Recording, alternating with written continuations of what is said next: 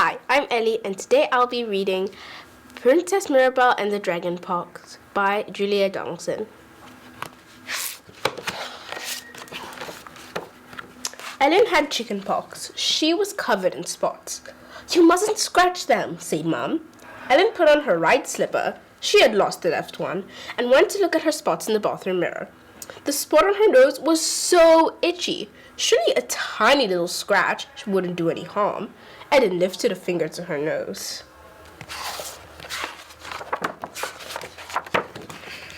Then she jumped when a voice from the mirror said, "Don't scratch, you might turn into a toad." Could this really be happening?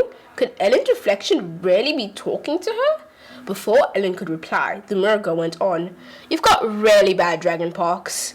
"No, I haven't," said Ellen. "I've got chicken pox, and so have you. You're my reflection." "Don't be silly," said the mirror girl, and next second she had jumped out of the mirror and was in the bathroom with Ellen. "I'm Princess Mirror-Belle. You're really out to curtsy, but as you're my friend, I'll let you off."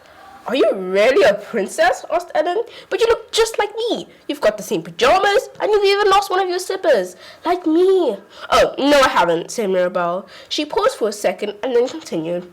"My slipper was stolen by a goblin. They're always stealing slippers. They like to sleep in them." Ellen laughed. "Do they have little sheets and pillows?" she asked. "Never mind that," said Mirror-Belle. "We need to get started on the cure for dragon pox." And she put the plug in the bath and turned on the taps. "But I haven't got dragon pox," said Ellen. "Well, I have," Mirror-Belle said firmly. "You see, a dragon captured me last week and carried me off to his mountain lair. Luckily, a knight came and rescued me. But when I got home, I came out with these terrible spots." "Did the knight want to marry you?" asked Ellen. But Mirror-Belle seemed not to hear her. "Now then," said Mirror-Belle, "on with the cure. This stuff looked good." She grabbed a bottle of bubble bath and squirted into the water. Then, "How odd!" she exclaimed as hundreds of bubbles appeared. "Don't you have bubble bath back home?" said Ellen. "Certainly not," Mirror-Belle said. "But we do have bubble fish. They're much better. They swim about in the bath and blow thousands of bubbles." "But isn't the bath water a little hot for the fish?" asked Ellen. "Never mind that," said Mirror-Belle. "Let's get in." We need some more ingredients," said Mirror-Belle when they were both in the bath. "Let's try this." Before Ellen could stop her, she had squirted a whole tube of toothpaste in the water. "Hey, now we won't be able to clean our teeth," Ellen protested. "But can't you get the fairies to clean your teeth?" asked Mirror-Belle. "No, I don't know any fairies, and what would they use instead of toothpaste?" "Well, our fairies collect dewdrops from rose petals and use that," said Mirror-Belle. "How does it stick on the toothbrush?" asked Ellen. "I do wish you wouldn't ask so many questions," said Mirror-Belle. "Let's get on with the cure. How about this?" She squirted some white foam from a spray can. "Stop!" said Ellen. "That's my dad's shaving cream." "Well, I think he should stop shaving, just like my father the king," said Mirror-Belle. "Does your father have a beard then?" asked Ellen. "Of course he does. It's so long it reaches the ground. He needs 2 servants to walk ahead of him to carry it, and sometimes birds make their nests in it." Ellen laughed. "And do the birds fly out and in, feeding the worms to their babies?" she asked. Mirror-Belle didn't reply. Instead, she poured a whole bottle of shampoo into the bath. "How do we wash our hair now?" I won't bother washing it," said Mirror-Belle. "When my hair gets dirty, I just say a magic spell and wish for some different hair.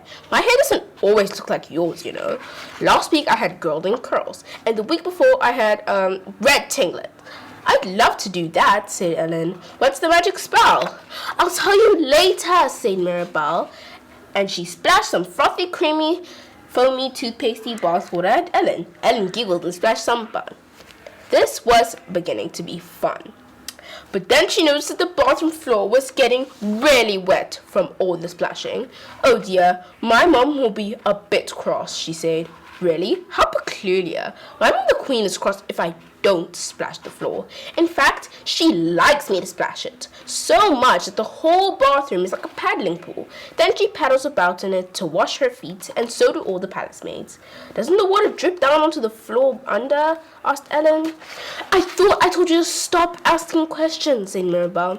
Now it's time to get dry and put our pajamas back on. But we're still spotty, said Ellen as she put on her slipper. The cure hasn't worked. Ah, that's because we haven't done part 2 yet, said Mirror-Belle. What's part 2? asked Ellen. This. Mirror-Belle picked up a roll of blue paper and started to wind it round and round Ellen, who started laughing. What about you? she asked. Well, do me later, said Mirror-Belle, carrying on winding. Before long, Ellen's whole body was covered in blue paper, and Mirror-Belle had started on her face. Now close your eyes and count to 100. 98, 99, 100. Ellen ripped off the paper off her face and then opened her eyes. Where are you, Mirror-Belle? she asked. She looked around the empty room and saw that the door handle was turning, but it wasn't Mirror-Belle. Instead, Ellen's mum came into the room. Ellen, what have you been doing? she said as she looked at the watery, foamy room and all the empty tubes and bottles. It wasn't me. It was Princess Mirror-Belle, said Ellen. She came out of the mirror. She was trying to kill my chicken pox.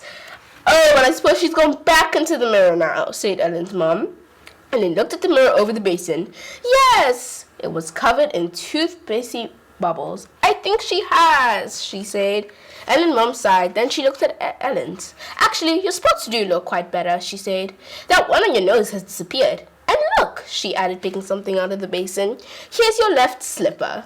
Ellen said nothing, but she smiled as she put on the slipper. She knew that it wasn't really her slipper. It belonged to Princess Mirror-Belle. The end.